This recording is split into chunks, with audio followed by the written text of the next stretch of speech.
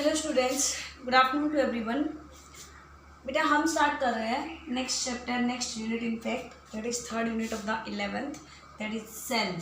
Cell is the basic unit of life. मैंने आपकी जून class ली है जिसके अंदर आपको इंट्रोडक्टरी ऑफ द सेल के बारे में ऑलमोस्ट चीज़ें हमने बता दी थी कि what is the cell and why cell is known as basic structural and functional unit of the organism, and on the basis of the cell there are different type of the organism like unicellular, multicellular, eukaryotic and prokaryotes. They all are on the basis of the cell. फिर उसके बाद हमने study किया था कि discovery of cell, the first scientist who study the cell in 1665 was the Robert Hooke. उन्होंने cork cell, cork के study करने के बाद अंडर द माइक्रोस्कोप ऑब्जर्व किया कि there are some hexagonal honeycomb like structures which are named as celluli and later on these celluli are given the name cell. फिर उसके बाद कुछ साइंटिस्ट थे जैसे कि मालपीजियाई, उन्होंने बताया सेक्यूल एंड यूट्रिकल नाम दिया उनको। फिर लिवोन हुका है जिन्होंने फर्स्ट टाइम लिविंग सेल के बारे में डिस्कवरी की और उन्होंने ये लिविंग सेल्स वो स्पर्म के अंदर, आरबीसीज के अंदर इनको डिस्कस किया।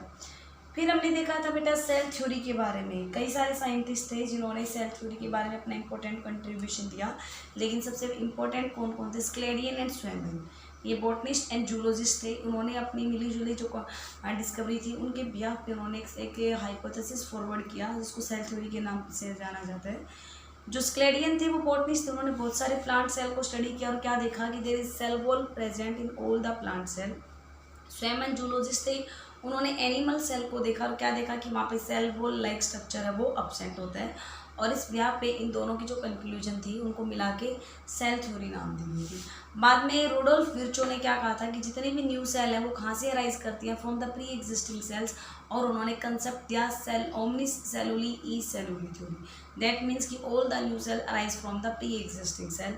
फिर रोडोल्फ विर्चो वाली स्टेटमेंट को भी इंक्लूड करके एक मॉडर्न सेल थ्योरी दी गई थी जो कि हमने लास्ट वाले यूनिट के अंदर डिस्कस कर लिया है। आज बेटा हम स्टडी करेंगे सेल के स्ट्रक्चर के बारे में, सेल के साइज के बारे में, सेल की शेप के बारे में। तो सबसे पहले आपको पता होना चाहिए cell is an open system. Cell एक ओपन सिस्टम की तरह काम करती है। हम कैसे कह सकते हैं बेटा ओपन सिस्टम की तरह काम करती है? ओपन सिस्टम वो होता है which is separated from by its surrounding, bye it's boundaries. उसकी कुछ अपनी बाउंड्रीज होती हैं, उन बाउंड्रीज की हेल्प से वो बाकी सराउंडिंग से सेपरेट होता है, and it freely allows the transfer of material and energy. उन बाउंड्रीज के थ्रू वो एनर्जी को और मटेरियल को ट्रांसफ़र कर सकता है। सेम उसी तरीके से हमारी सेल होती है कि उसकी अपनी एक प्लाज्मा मेम्ब्रेन होती है जो बाकी सराउंडिंग से उसे सेपरेट करके रखती है, and this plasma membrane is selectively permeable through which substance can move in and outside the cell. ठीक है, तो हम क्या कहते हैं बेटा cell is open system. Open system क्या होता है? Open system is the one which is separated from, open system is the one which is separated from its surrounding,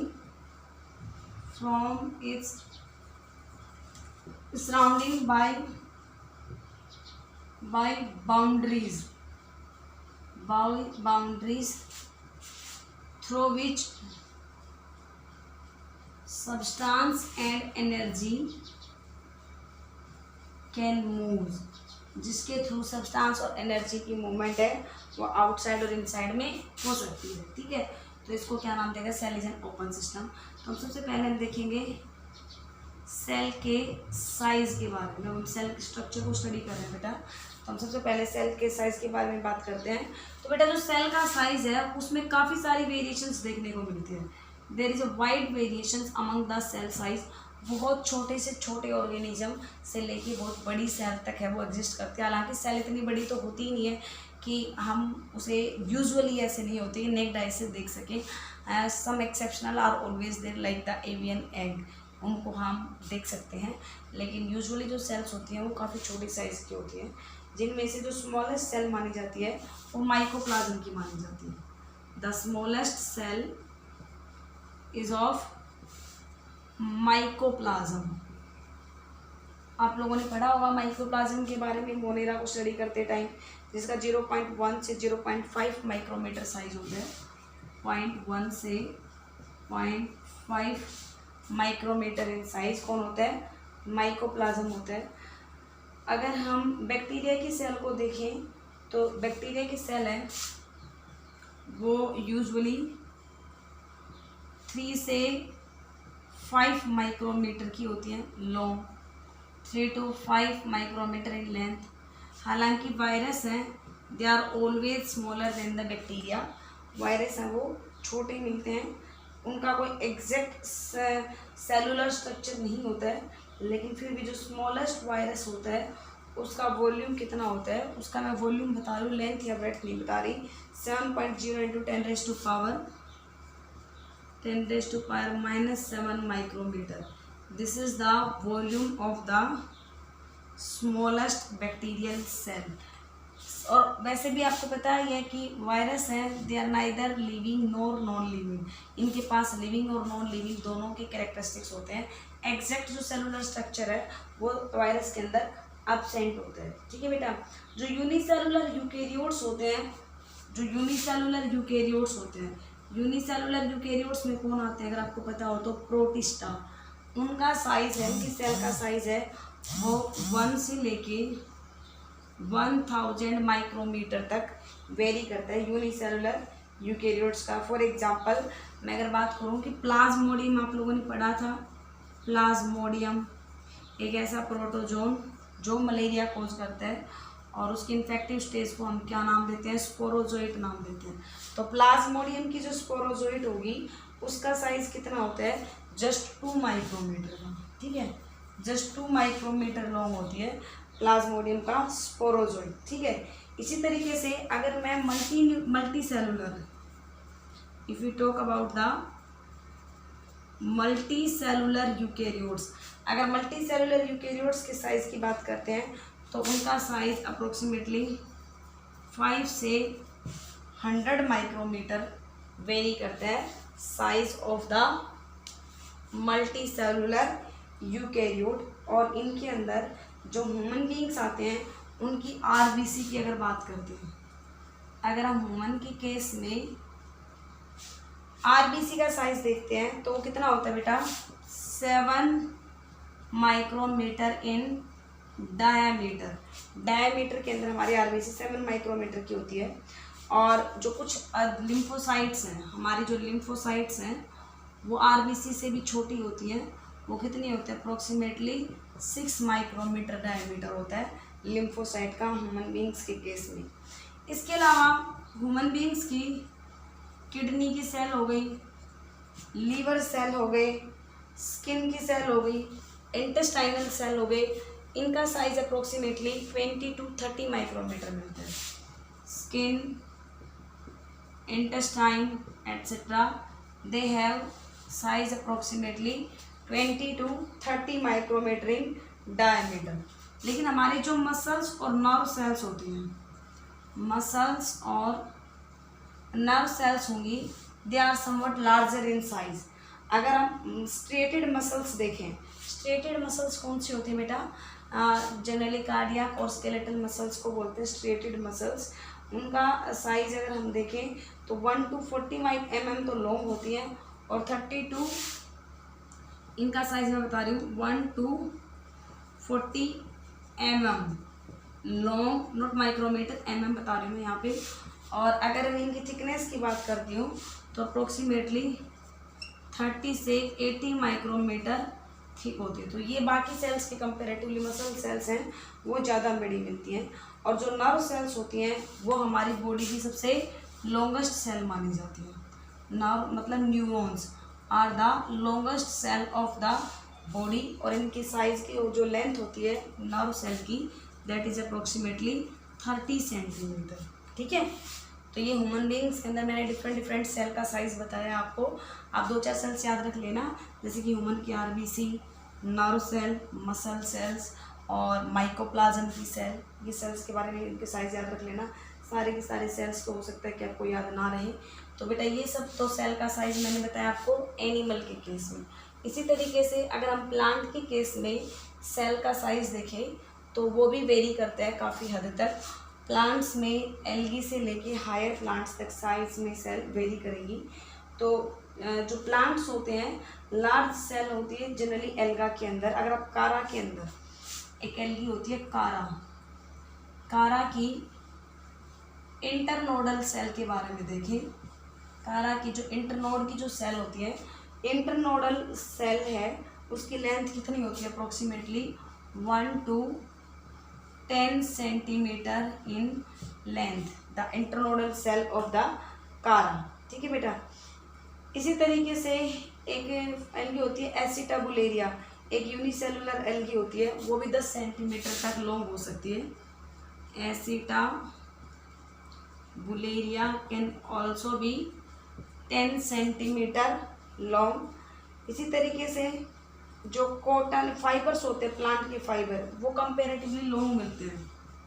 plant के फाइबर का साइज है वो लॉन्ग मिलेगा as compare to other cell. जैसे कि कॉटन के फाइबर की length मैं बताऊं, कॉटन में तो उसकी लेंथ होती है 5 centimetre, 4 to 5 centimetre approximately. 4 to 5 centimetre किसकी लेंथ मिलेगी, कॉटन के फाइबर की। और एक आता है रेमी का फाइबर 55 सेंटीमीटर। रेमी के फाइबर की लेंथ होती है 55 सेंटीमीटर। इसी तरीके से एक फाइबर आता है जूट का, आप लोगों ने जूट के बारे में भी काफ़ी अच्छे से सुना होगा। अप्रोक्सीमेटली 30 से 90 सेंटीमीटर लॉन्ग फाइबर जूट के अंदर मिलता है। तो यहाँ पे हमने देखा है कि इनकी साइज है वो वेरी करता है। इसके बाद बेटा हम बात करते हैं एग। हम सेल साइज को डिस्कस कर रहे हैं, तो यूजुअली जो एग होते हैं उनका साइज ज़्यादा बड़ा होता है, बिकॉज उनका जो डेवलपिंग एम्ब्रियो होता है उसके लिए फूड को स्टोर करके रखना पड़ता है। और एग में से जो एवियन एग, बर्ड्स के एग होते हैं, वो लार्जेस्ट एग माने जाते हैं। और उनमें से सबसे लार्जेस्ट सेल किसकी मानी जाती है, ऑस्ट्रिच के एग को। ठीक है, ऑस्ट्रिच का जो एग होगा, this is the largest cell, जिसका वॉल्यूम अप्रोक्सीमेटली 1.1 इंटू 10⁻15, मतलब 170 mm तो लेंथ एंड 150 mm इसकी थिकनेस होती है। इतना ऑस्ट्रिच के एग का साइज होता है। अगर आप जानना चाहेंगे ह्यूमन बींग्स के एग का साइज कितना होता है, 100 माइक्रोमीटर। ठीक है, इतना ह्यूमन बींग्स के एग का साइज होता है। तो this is all about the size of the cell. तो आपने क्या देखा कि there is a large variation in the size of the cell, starting from the prokaryotes up to the eukaryotes. Prokaryotes से लेके unicellular and multicellular eukaryotes, सबकी ही cell में काफ़ी सारा वेरिएशंस देखने को मिलता है। जैसे कि सेल के साइज में वेरिएशंस होता है, उसी तरीके से बेटा सेल की शेप में भी वेरिएशंस होते हैं। सेल की शेप में भी काफ़ी सारा वेरिएशंस होता है। सेल की shape can be oval, can be polygonal, can be disc like, can be columnar, can be cuboidal, can be amoeboid, can be round, can be irregular and can be thread like. तो there is large variation, there is large variation in the shape of cell, like it can be oval, it can be polygonal, it can be cuboidal, it can be columnar, it can be amoeboid, it can be thread like and can be round in shape. किसी भी type की cell की shape हो सकती है। इनमें से देखना चाहेंगे आप, हमारी जो आरबीसी है उसकी शेप जनरली कैसी होती है, बाइकन के, ताकि वो ज़्यादा अमाउंट के अंदर इस तरीके से हीमोग्लोबिन को स्टोर करके रख सके अपनी बॉडी में। और डब्ल्यूबीसी है वो यूजुअली इरेगुलर शेप मिलती है, क्योंकि वो अपनी शेप को चेंज कर लेती हैं by phenomena that is known as diapedesis. वो राउंड है तो कहीं पे वो इलोंगेटेड बन जाती हैं, कहीं पे वो कैसी बन जाती हैं, वो डिपेंड करता है कि साइट ऑफ इन्फेक्शन पे उनको कौन सी जगह पे जाना है। तो साइट ऑफ इन्फेक्शन पे पहुंचने के लिए वो अपनी शेप को चेंज करती रहती हैं, और इस फिनोमिना को हम क्या नाम देते हैं, डायपेडेसिस। ठीक है, नर्व सेल से बेटा वो लॉन्ग मिलती हैं, वो इम्पल्स को टू एंड फ्रो ट्रांसमिट करने में काम करती हैं। स्पर्म के पास टेल मिलती है, और वो किस लिए मिलती है, बिकॉज स्पर्म इज मोटाइल, और स्पर्म को मूव करने के लिए टेल की हेल्प की ज़रूरत पड़ती है, तो इस वजह से स्पर्म के अंदर टेल प्रेजेंट होती है। तो अलग अलग शेप की सेल प्रेजेंट होती है। इसके बाद बेटा हम देखेंगे on the basis of organization of DNA and the organization of the cell, हम ऑर्गेनिजम्स को ऑर्गेनाइजेशन ऑफ सेल के बिहाफ पे दो टाइप की सेल मानते हैं हम। एक होती है prokaryotic cell and second one is eukaryotic cell. हम डिटेल में स्टडी करेंगे दोनों की दोनों सेल के बारे में। अब आपको जनरल से डिफरेंस तो पता होना चाहिए कि प्रोकैरियोट और यूकैरियोट्स के सेल में क्या क्या डिफरेंस होते हैं। तो यूजुअली जो प्रोकैरियोट्स की सेल है उसका साइज यूकैरियोट की सेल से स्मॉल मिलता है, अप्रोक्सीमेटली 1 से 50 माइक्रोमीटर। ये 1 to 50 माइक्रोमीटर में मिलेगी। और यूजुअली यूकैरियोट की सेल है वो लार्ज साइज की मिलती है, 5 से 100 माइक्रोमीटर। ठीक है, नेक्स्ट क्या देखेंगे हम कि प्रोकैरियोट्स में डबल मेम्ब्रेन बाउंड सारे ऑर्गेनेली एब्सेंट होते हैं, सिर्फ सिंगल मेम्ब्रेन बाउंड ऑर्गेनेली होते हैं। तो इसको हम क्या नाम देते हैं कि one envelope system, one envelope system present in the prokaryotes. और यूकैरियोट्स में बेटा 2 एनवेलोप सिस्टम होता है, क्योंकि यहाँ पे 2 envelope system because double membrane bound organelle like the mitochondria, like endoplasmic reticulum, Golgi body, वो सारे के सारे यूकैरियोट में प्रेजेंट होते हैं। तो 2 मेम्ब्रेन सिस्टम होता है यहाँ पे।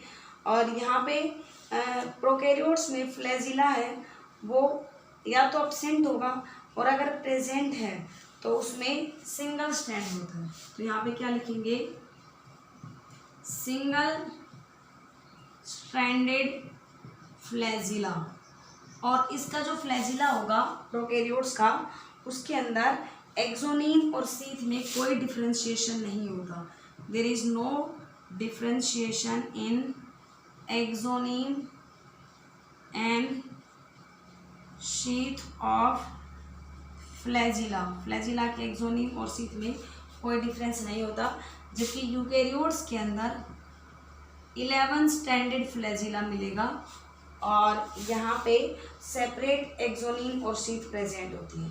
ठीक है बेटा, यहाँ पे प्रोकैरियोट्स में जो मेजर डिफरेंस है वो क्या है कि एक वेल ऑर्गेनाइज्ड न्यूक्लियस है वो एब्सेंट होगा। इस वजह से इनका जेनेटिक मटेरियल, प्रोकैरियोट्स का जेनेटिक मटेरियल क्या होगा, नेक्ड होगा।